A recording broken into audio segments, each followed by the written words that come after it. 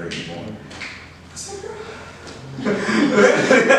Mind you, I didn't give her no information, tell her nothing. Like, she just ate me up. I was just like, okay. Same day I made that piece.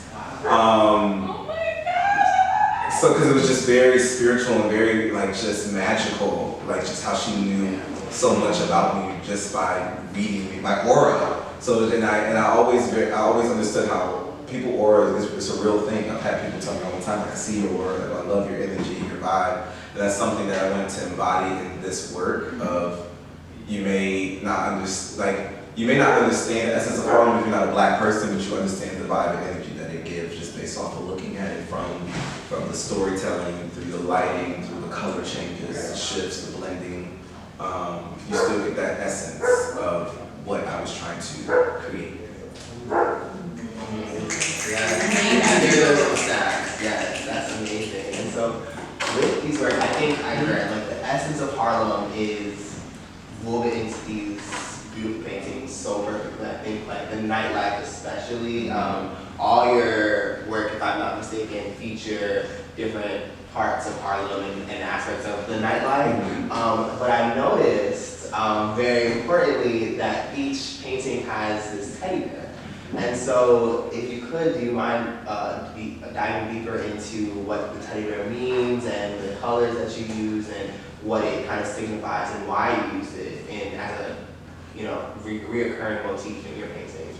So that teddy bear has followed me for a very long time. It's become my signature. The teddy bear itself signifies keeping your inner child alive. It's something that as we get older, we kind of feel as though it's not within us no more, but the inner child is your imagination, your creation. Your purity and honesty is something that, like I said, as we get older, it feels like it's been diminished and it's gone, but it takes you to shine that light again and find that bear within you, that inner child within you. The colors of the bear, the red, yellow, and blue are the primary colors. And I always say without those three colors, the world would be black and white.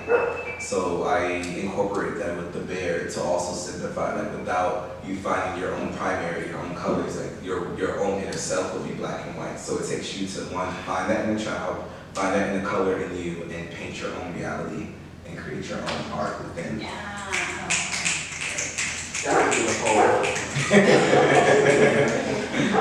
and with that teddy bear in childhood, is there a connection between the facelessness of the people in the paintings and the teddy bear? I know for me, it kind of like, I was talking about with Robert, and kind of like when you're a kid, you don't really take in people's faces, you kind of take in the aura, the lights, the music, what's going on, rather than like, oh, I remember this face, I remember that face. Like even thinking as younger, we think about our memories, and it's like rather what was happening than who it was. And so, is there a connection between those things, you think? I like your perception, and my whole take on with this specific series, I didn't want to focus on faces. I think I also did it with my last series too. Because the majority of my series, I did a lot of portraiture, realism, just to study it because I'm a self-taught artist, so I just wanted to like see if I could actually do it. And once I figured I could, I wanted to start playing with other like type of stylizations. Like, okay, I can do that, but I'm bored of that. I want to do something just, what is more focused on the environment, not necessarily the faces. The bear, in majority of the scenes outside of this series, usually is faceless because that's how I look at it. It's universal. When I first did it, it was Daddy's Little Girl. It was in 2019 I did a painting. It was inspired by Beyonce's Brown Skin Girl, and I was just inspired by the song. So I was like, okay, I'll do a painting just in juxtaposition of it. So when I did it, I was like, wait, I can see like a little series of her going through her imagination with the teddy bear. She had a balloon. She was holding the bear, holding a balloon, and this oversized shirt, her dad's shirt, Daddy's Little Girl. It's like an oversized button-up shirt. And I did a series of that, of her going through different like realms of her dream world, and I realized like I don't connect with her per se, because I'm not a brown skin girl. But I connected with the bear, and then something just clicked. I said a lot more people will understand what I'm trying to tell about keeping your inner child alive with the bear, but not in a way where I didn't think it was going to be my my signature. I didn't know it was gonna be like the thing that really got people to know who I was. I just kept doing it because it just kept making sense, and I kept doing it different ways. I used to have the bear as the face. So instead of like, so I would paint a person's face, and then I would put the bear on top of their face, as in like a whole symbolization, like it's always with you. And then I kind of faded out of that to where I started hiding it in different spots and places, like a Where's Waldo type of situation. Also signifying like your life, like it's in hidden sight, like it just takes you to find it again, but it's always with you, playing with you, and trying to like find you again. Yeah.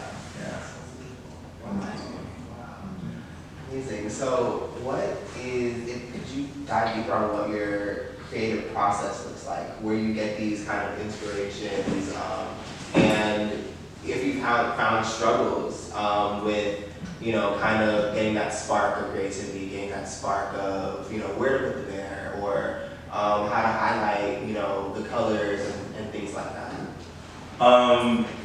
My process, I will say, it just depends. I'm an observer. I observe life, as you see, like I observe people. New York City is the best place to do that at, to just observe people. I'm always inspired by just the way people dress, the way people move, the way people react to things. Music is something I'm very inspired by, which is why I listen to a lot of jazz music this entire series, just to really get in the essence, but I was making sure it was 1920s jazz, to be specific, to really get that energy into the brush, whatever.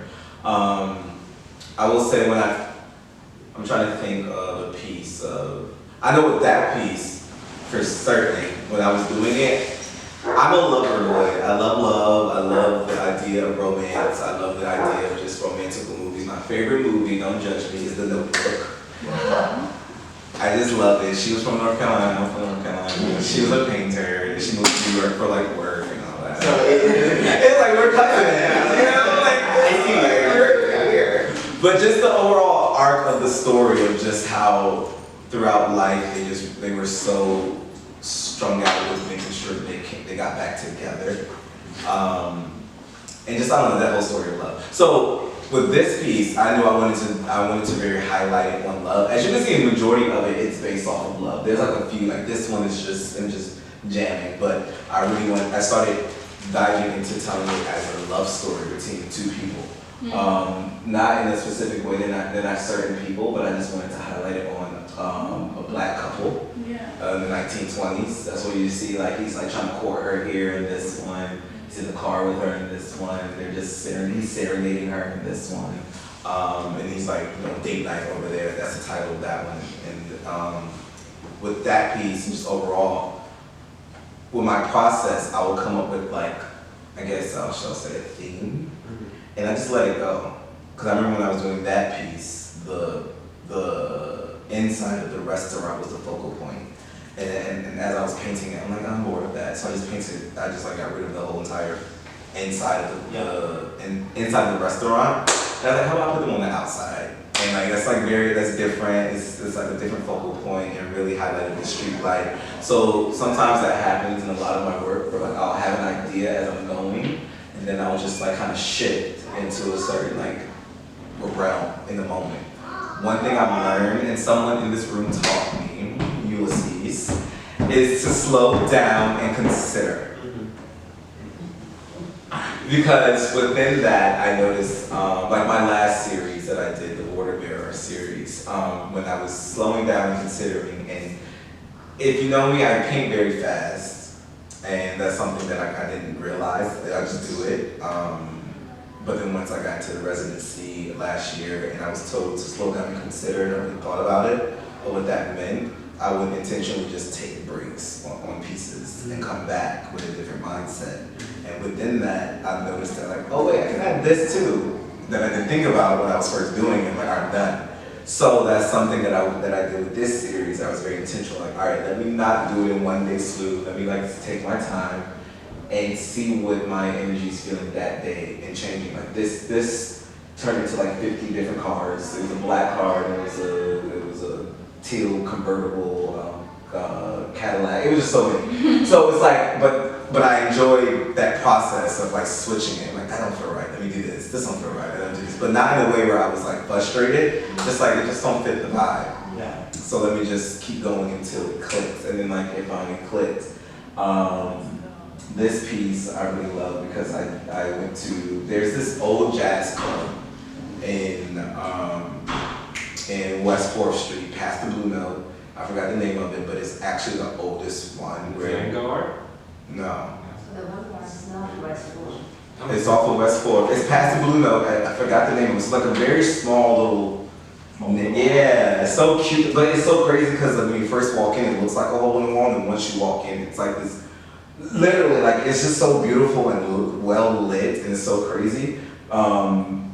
They told me that that's one of the oldest standing performance spaces where Billie Holiday performed, so many different 1920 Harlem Renaissance people. So I was inspired the whole time I was there. And then that's when I created this piece. I came home and created this piece. After that night, I went there. So like each time, like the process just depends. Like I'm really just an observer of life. I won't, like sometimes I don't even know that I'm going home to create something. I'm just like having a day. I went out with friends. I went to a party somewhere, and then something sparked, and it's like, oh wait, I have a vision. Let me execute it now. If I don't, it's gonna come out one way and not the other. So my process is, it sounds like a mess, but in my head it makes a lot of sense. Yeah. It's ever changing. Yeah, it's ever changing. Yeah. Yeah, it goes along with your aura that you were talking about. Yeah, it's very free flowing. Yeah. I try not to be so attached to one way of how things could be. And that's in art, but in life in general. Like I'll have an idea, an intentionality of where I want things to be, but the process, I go with the flow.